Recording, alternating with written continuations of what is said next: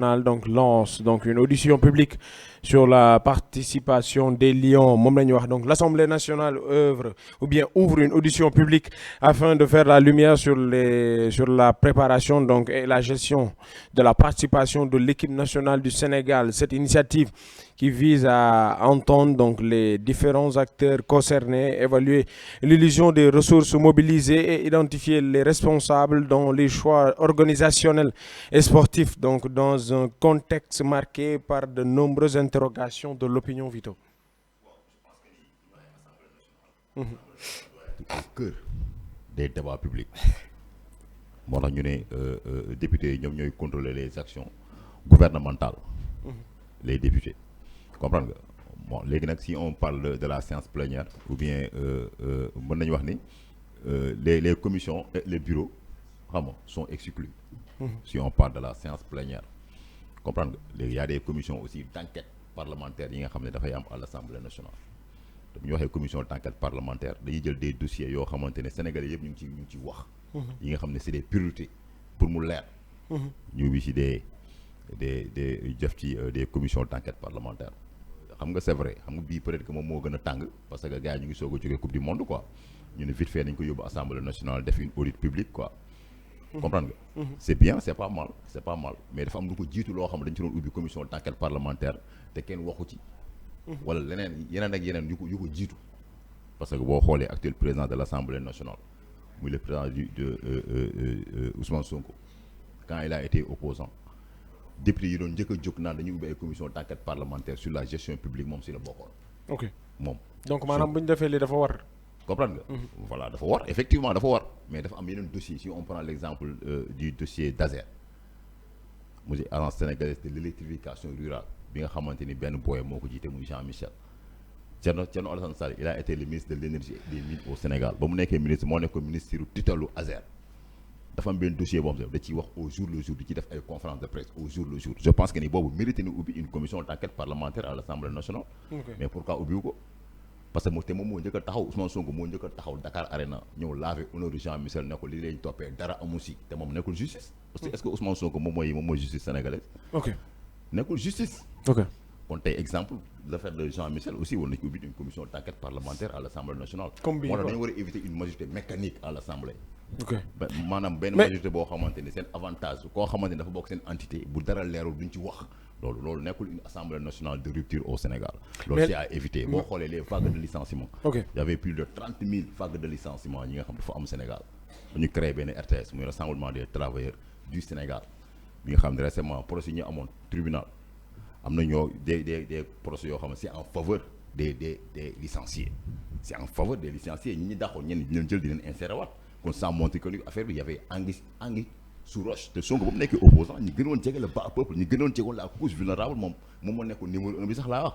mais là est-ce que président assemblée nationale pourquoi pas loolu moom ubbi ci benn commission. mais tey jii nii est-ce que jàpp nga ni peut-être bon du ma ne jàpp nga ni mais d'après li ñu gis on peut dire que ni mi ngi ci voie bi nga xamante ni moom moo war pourquoi parce que tey jii nii le fait mu ubbi enquête lu mu war a def la même bu dul dara am na sortie yoo xamante ni joueurs yi def nañ ko am na yeneen ak yeneen itam yoo xamante ni mu ngi ci biir donc lu mu war a def la def loo xam ne peut-être bokkut ak li nga xam ne jàpp nga ko par rapport ak dossiers yi nga doon wax léegi. d'accord ñu ubbi benn audit public comprendre nga je suis parfaitement d'accord. sur la fédération du Sénégal même ba ci ministère des sports bi xam nga ba ci coach bi ba ci footballeur yëpp parce que y a une élimination prématurée bu am ci coupe du monde bi. Sénégal mënul nekk équipe boo xamante ne nekk champion d'Afrique yeneen équipe yi nga doon ñàkkanteel Afrique ñu dem tey exemple ci mondial bi def résultat yow defoo ko avec toutes les conditions réunies kon forcément boo fa demee ñëw toog 16e de finale boo ñëwee foog gars yi ne mais qu'est-ce qui se passe foog gars yi ñëw toog waxtaan.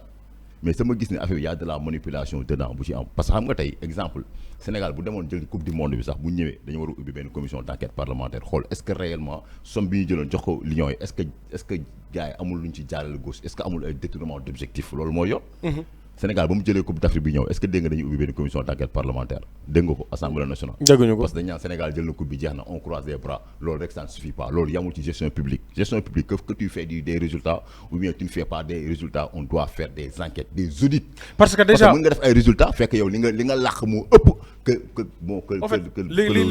li gën a doy waar mooy bëgguñu ko déggee benn entendement boo xamante ni c'est mécanique. Pourquoi parce que tey jii nii bu ñu ibbee enquête parce que dañoo dégg ni peut-être dafa am toog boo xamante ne c'est prématuré c'est comme si que tey jii nii pour ñu gagner fallait que ñu am une bonne gestion. mais au-delà de ça il faudra que déjà ci jëm boppam joueurs yi jouer ni ñu war a jouer.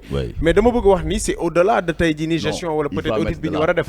il va mettre de la pression sur le nouveau ministre des sports. ok manipulation politique da ci am parce que ki fa nekkoon entité muy Khady Diène Gaye depuis moom bañ ko daxee moom aussi kenn yóbbaatu ko mu nekk le ministre des sports puisque am na beneen ministre des sports rek je vais durcir les choses na mbir mi leer en commençant par le nouveau ministre bu fekkee mën nañ ko takkal dara sax ñu ne voilà commencé nag dénigrer le nouveau gouvernement du président Bassirou Diomaye Diakhar Faye mais c'est ça la réalité il y a de la manipulation.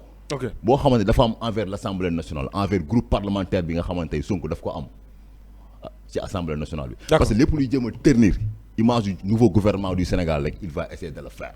moo tax gars yi ñi nekk ci gouvernement bi il faut qu'il fasse très attention ku ci sàggan ba benn dossier épinglé boo deful ndànk yow yaay nekk le priorité Assemblée nationale parce que il va faire tous les moyens nécessaires pour jéem a ternir le nouveau gouvernement du président Bassirou Diomaye Diakhar Faye et le premier ministre Al Amin Lo. alors Ousmane est-ce que tu es du même avis maanaam est-ce que jàpp nga ni peut-être manipulation la wala dañ ko def parce que wareef la boo xamante ne dañ ko war a def si jëm boppam mise vis-à-vis par rapport aux sorties qui se sont déroulées ak yeneen yoo xam ne gis nañ ko. xam nga ministre bi ba muy génn Khady Diène Gaye pourtant waxoon na ko def ba muy def interview ne woon na nouveau ministre bi fii ñëw xamal ne am nga liggéey. lu tax mu wax loolu.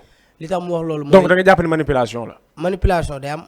ok loolu c'est forcé. ndax fédération d'abord ñoom li ñu war a def d'abord mooy fédération sénégalaise de football la ñu war a xoolaat bu baax ba pare enquête ci biir fédération bi lañ ko war a def ndax da nga gis ay ñoo xamante ne ci fédération bi lañ bokk ñoom seen jëm bopp sax ñoom ñooy def naka su dul noonu ci biir équipe bi te alors que warul demee noonu. beneen bi aussi mooy équipe bu mel ni Sénégal mu toog en 16e de finale.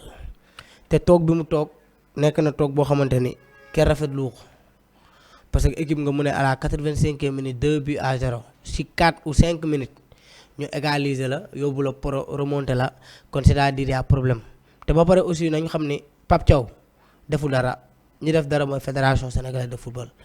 mënuma concevoir nit ki te yéen a ñoom Pape Thiaw ñoom ñoo ko buux pour mu nekk coach de l'équipe nationale ñoom ñoo buux Pape Thiaw pour mu nekk le coach. parce que Pape Thiaw ba mu fi nekk adjoint la woon pour si ki nga xamante ne moom mooy Aliou Cissé nekk fi ñu ne nañ fexe buux Pape Thiaw pour mu nekk équipe nationale Pape Thiaw sànn la jël ah ak coupe d'Afrique mu ñëw coupe du monde ba mu ñëw coupe du monde au niveau la boo xasee ba ñëw au niveau tey coach yu baaxee foofu lañ leen di xamee te boo xoolee coach Belgique bi lim ñu gagné mooy coach lañu gagné tactique de jeu. dafa xam ne fii su ma fi jaaree faay fii la Pape Thiaw nga mu ne à la 85e minute nga am ay défenseur am ay militaires yu normal nga dugalal ñu Pape Matar Sarr. dugalal ñu Lamine Camara non damaa bëgg non pour dellu si waat rek audit bi danaa si ñëw. mais loolu pour temps bi moo tax xam nga temps bi moo tax. loolu pour mañ ma xoj ñu. waaw pour wane ni maam ñu suñu mentalité africaine dafa xaw a des. ok waaw te alors que warul des beneen bi aussi mooy assemblée nationale. moom moo war a nekk au cœur des débats. moom moo war a nekk au cœur de l'actualité tey li am na ba pare assemblée nationale dana ci ubbi enquête c'est normal. yan nga jàpp ni peut-être ñoom la ñu war a gën a mën a viser ci audit boobu noonu. fédération sénégalaise dañuy génne Pape Thiaw ci biir parce que moom déjà on peut dire que du ci dara. du dara ci lan. ci audit boobu. waaye Pape Thiaw ñu war ko toppee en justice nga naan Pape Thiaw du dara. Pape Thiaw yow nu mu méttalee suñu xol yow. loolu lañ ko mën a wax peut-être parce que peut-être bu fekkente ne def nañ ko pour peut-être combine wala et cetera. mais jàpp nga ni waaye daa xamul dara. ok d'accord loolu leneen beneen affaire la. mais jàpp nga ni peut-être tey jii nii bu fekkente ne audit boobu noonu ñoŋal nañ ko wala peut-être audit boobu noonu teg nañ ko fédération bi ñoom ñoo ci gën a ñi nga xamante ne nekk ñu visé. parce que fédération bi tey ñoom ñoo gestion équipe nationale. ok yow imagine équipe nationale boo xamante ni dem na football yi dégg naa sax pour ñu am hôtel bu normal sax c'est tout un problème xool équipe nationale ba mu toogee ak léegi kañ lañ waxoon lay ñibbi si barkaati démb ba léegi mënuñu am vol spécial bu leen war a yóbbu ñu ñibbi ban léegi sax nee nañ suba lañu war a ñibbi si ko c'est-à-dire mal gouvernance dafa am foofu te affaire warul demee noonu gi nga nit amul ay kii mooma neex ak kii mooma lii non loolu amatul Sénégal dañoo war a dund benn dund boo xamante ni tey ñi les hommes qu'il faut à la place qu'il faut ñu jël ñi nga xamante ni tey ñii ñoo opté pour nekk fii ñi nga xamante ni tey xam nañ ñii maîtriser nañ lii ñu teg leen foofu. après audit bi jaar d'accord nga ñu tas ko loolu mooy yoon. ok buñ ko tasul la nga xam ne affaire yaa ma neex moo fa nekk. d'accord te alors warul demee noonu Pape Thiaw nag ñu dàq ko. buñ ko dàqul sax moom moo war a am jom mu bàyyi équipe nationale. jërëjëf alors loolu moo nekkoon première partie premier sujet je veux dire et puis on rappelle que déjà on est en direct suñu page donc.